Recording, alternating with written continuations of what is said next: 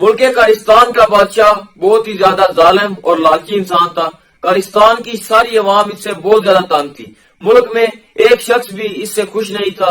لوگوں کے ساتھ ظلم و زیادتی کرنا اور ان کے حقوق چھیننا اس بادشاہ کی عادت تھی، یہاں تک کہ اس نے کھانے پینے کی ساری اشیاء بہت زیادہ مہنگی کر رکھی تھی۔ لوگ سستی سے سستی چیز بھی خرید نہیں سکتے تھے۔ غریب عوام بڑی مشکل سے 2 وقت کا کھانا کھا سکتی تھی۔ عوام میں سے جو بھی بادشاہ کے خلاف آواز اٹھاتا وہ اسے بے دردی سے قتل کروا دیتا۔ بادشاہ کے ظلم و زیادتی کا نشانہ صرف عوام تک ہی محدود نہیں تھا، بلکہ جانور اور پرندے بھی بادشاہ کی زیادتی کا نشانہ بنے۔ وہ بہت بڑا شکاری تھا۔ وہ ہر روز شام کو معصوم پرندوں اور جانوروں کے شکار کے لیے نکلتا اور جو بھی جانور اور پرندہ اسے نظر آتا وہ اسے وہیں پر مار دیتا۔ محض اپنا شوق پورا کرنے کے لیے بادشاہ ان معصوم جانوروں اور پرندوں کی جانیں لیتا گیا۔ وہ یہ نہیں سوچتا تھا کہ ان معصوم جانوروں اور پرندوں کو بھی اپنی جانیں بہت زیادہ پیاری ہیں۔ بادشاہ نے ایک روز حسب معمول اپنے وزیر سے کہا کہ ہماری شاہی سواری تیار کی جائے، ہم شکار کے لیے جائیں گے۔ وزیر نے بادشاہ کا حکم سنتے ہی اس پر عمل کیا اور شاہی سواری تیار کی۔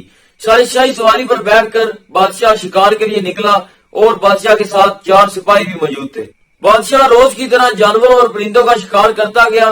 وہ شکار کرتے کرتے بہت دور نکل گیا۔ رات ہونے والی تھی۔ وزیر بھی بادشاہ کے ہمراہ تھا۔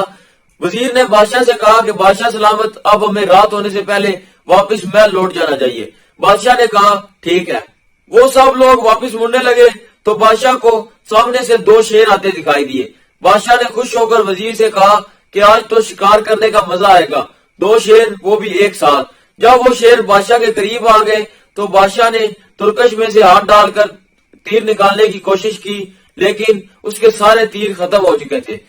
شکار کرتے کرتے اس کے سارے تیر ختم ہو چکے تھے۔ بادشاہ ایک دفعہ تو بہت زیادہ پریشان ہو گیا، لیکن اس نے سپاہیوں سے کہا کہ سب اپنی تلواریں نکالو۔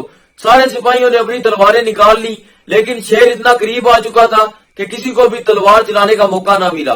شیر کی دہشت کی وجہ سے ان کے ہاتھ پاؤں کانپنے لگے اور ان کے ہاتھوں سے تلواریں نیچے گر گئیں۔ بادشاہ تو دور سے ہی تیروں کی مدد سے شیروں کا شکار کرنے میں مہارت رکھتا تھا، لیکن جب شیر بادشاہ کے قریب آ گئے تو بادشاہ کے رونگٹے کھڑے ہو گئے۔ شیروں نے قریب آ کر بہت زور سے ان سب پر حملہ کیا۔ بادشاہ اپنی جان بچا کر بھاگ نکلا، لیکن وزیر اور سپاہی وہیں پر شیروں کا نوالا بن گئے۔ بادشاہ اپنی جان بچانے کے لیے بھاگ رہا تھا، لیکن اس کی سانس پھولنے لگی تھی۔ وہ پہلے کبھی زندگی میں اس طرح اپنی جان بچانے کے لیے نہیں بھاگا تھا۔ جنگل میں ہر طرف اندھیرا اور سناٹا تھا۔ چرند پرند سب اپنے ٹھکانوں میں جا کر سو رہے تھے۔ صرف بادشاہ اور شیروں کے بھاگنے کی آوازیں آ رہی تھی۔ بھاگتے بھاگتے بادشاہ کا پاؤں پھسلا اور وہ ایک بہت بڑے اور گہرے گڑھے میں جا گرا۔ شیر بھی کیونکہ اس کے پیچھے ہی تھے تو وہ دونوں شیر بھی اسی گڑھے میں جا گرے۔ گڑھے میں گرنے کی وجہ سے بادشاہ کو بہت زیادہ چوٹیں لگیں۔ وہ اپنے کپڑے صاف کرتے ہوئے اٹھا تو اس نے سامنے ان دونوں شیروں کو پایا۔ اس اتنے بڑے اور گہرے گڑھے سے باہر نکلنا اکیلے آدمی کے لیے ناممکن تھا، اس لیے بادشاہ بہت زیادہ گھبرا گیا تھا۔ بادشاہ کے گھبرانے کی وجہ سے اس کے ہاتھ پاؤں پھول گئے اور اس پر کپکپی سی طاری ہو گئی۔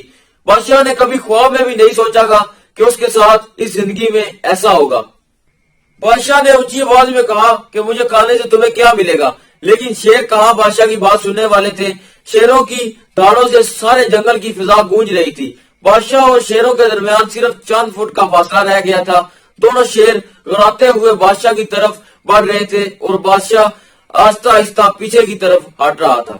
بادشاہ نے اسی گہرے گڑھے میں اپنے قریب ایک لکڑی پائی۔ اس نے وہ لکڑی اٹھا لی، لیکن وہ لکڑی شیروں کو مارنے کے لیے بہت ہی زیادہ ہلکی تھی۔ خوش قسمتی سے بادشاہ کی جیب میں ماچس موجود تھی، تو بادشاہ نے جلدی سے وہ ماچس نکالی اور اس لکڑی کو آگ لگا دی۔ جیسے ہی بادشاہ نے اس لکڑی کو آگ لگائی تو شیر بادشاہ سے چند فٹ کے فاصلے پر آرام سے کھڑے ہو گئے اور بادشاہ باہر نکلنے کا راستہ تلاش کرنے لگا۔ اسی گڑھے کے اوپر ایک بندر آیا اور اس نے ایک لمبی رسی بادشاہ کی جانب بڑھائی اور بادشاہ نے اس رسی کو پکڑا اور بندر نے بادشاہ کو اس گہرے گڑھے سے باہر نکال لیا۔ اس کے بعد بادشاہ اپنی حرکتوں پر بہت زیادہ شرمندہ ہوا اور اس نے سوچا کہ میں اتنا باشعور ہونے کے باوجود بھی ان معصوم جانوروں اور پرندوں پر ظلم کرتا رہا، لیکن ان جانوروں نے میرے ساتھ بھلائی کی جب میرا مشکل وقت آیا۔ اس کے بعد بادشاہ نے سارے ملک کی غریب عوام پر ظلم و ستم کرنا بند کر دیے۔ بادشاہ نے شکار کرنا بند کر دیا، بلکہ پورے ملک میں شکار کرنے پر پابندی لگا دی، بلکہ وہ غریب لوگوں کے لیے کھانا بھجواتا اور جانوروں اور پرندوں کے رہنے کا انتظام کرتا تھا۔ دوستو، اللہ ہر ایک انسان کو کسی نہ کسی دن ہدایت ضرور دیتا ہے، اور کسی کو تو بہت جلدی سیدھے راستے پر لگا دیتا ہے، لیکن کچھ لوگ جان بوجھ کر ساری عمر بھٹکے رہتے ہیں اور اپنا نقصان کرتے رہتے ہیں۔ دنیا میں پہلے دن ہی کوئی شخص بھی اچھائی یا برائی سیکھ کر نہیں آتا، بلکہ وقت گزرنے کے ساتھ ساتھ اس کے اندر اچھی یا بری عادات آتی جاتی ہیں، اور وہ لوگوں کے ساتھ اپنا رویہ تبدیل کرتا چلا جاتا ہے۔ اس لیے ہر وقت ہر حال میں اللہ کی اطاعت کرنی چاہیے، اور اللہ کی مخلوق کے ساتھ بھلائی اور ان کی خدمت کرنی چاہیے، نہ کہ ان کا نقصان۔